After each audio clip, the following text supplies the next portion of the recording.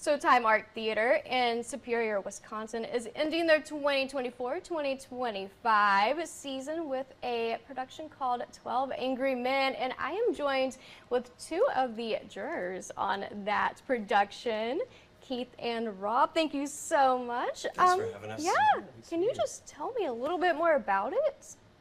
Yeah, well, we're excited to be doing this drama. It's so well known. I'm sure a lot of people out there have seen the movie in some form or another. The space itself is amazing. We're in the old post office in Superior, so it's a really cool space. In fact, the third floor where we're doing the play is actually an old courthouse area. When we did the table read, we were in the jury deliberation room itself, which was really cool. And so yeah, I mean, if you come for no other reason, just to see a really cool old historic building and to see this drama unfold.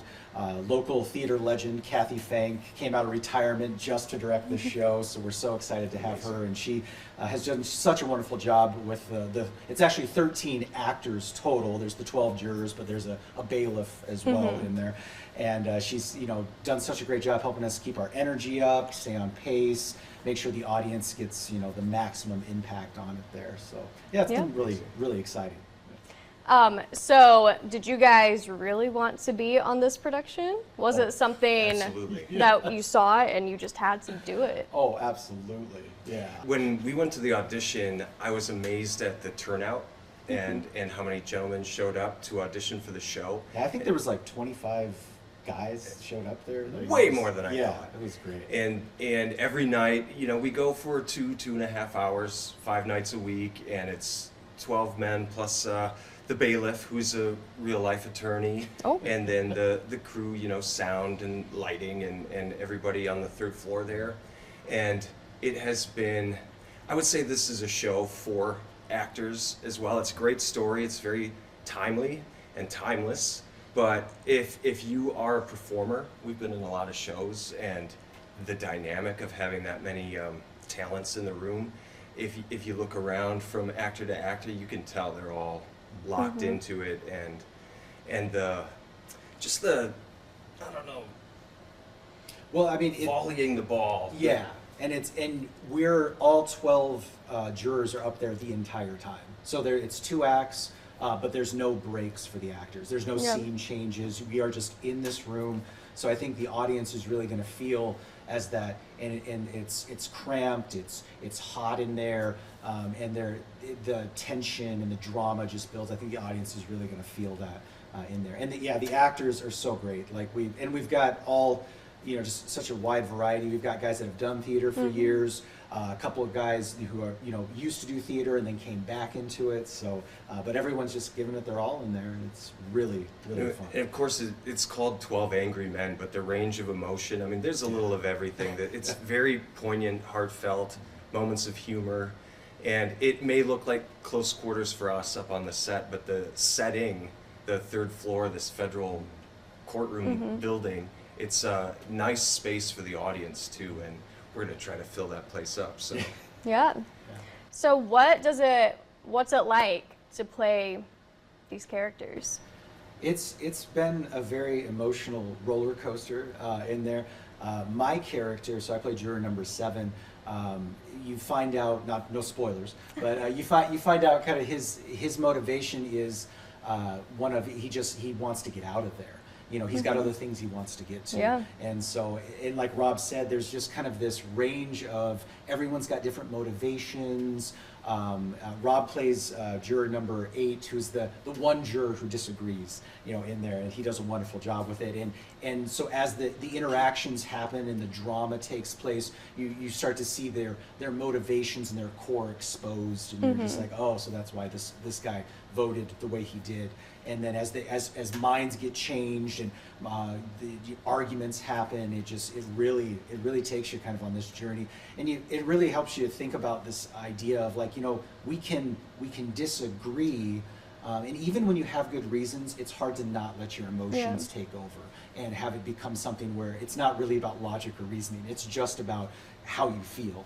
And this play just really exposes that. And I think, especially in the times we live in now, it's a good reminder that we gotta make sure we really understand what we are basing that on in there. So I would say there's something to be said for the stakes of the plot. As someone who is outnumbered in this role, I feel that sometimes in real life, and a lot of times I will just stay quiet, or you know, I don't want to rock the boat, that kind of thing. But the stakes are pretty low, and it makes me think about how high would the stakes have to be before I would really speak up, and especially if there was a lot of opposition, what it would take to you know, speak from my heart, and so it's been a real challenge. And even though it's theatrical, every night just going through the lines and feeling that wave and the way the plot changes, it has been a challenge and a great joy, a really true joy. Yeah, the 11 of us are not nice to Rob at the beginning. He's very much on his own, and Rob does such a wonderful job of. One thing that his character does is just ask questions. You know, he's just like, I have doubts. I have questions about what happened in that courtroom. And initially, we're just, you know, our characters are so not interested in it. But he, one by one, you know, starts to like make us really think about like, oh yeah, we should have maybe thought about that in there. So yeah, it's really fun. So who should come out and see this?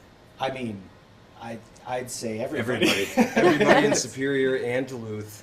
Everybody who loves theater. Yes. Everybody who loves a good performance. You know, a character. These are 12 character, 13 character studies. Yeah. It's a very tight plot. The pacing is great. I mean, I think that's where Kathy really shines, is getting the pace so that we can really tell this story.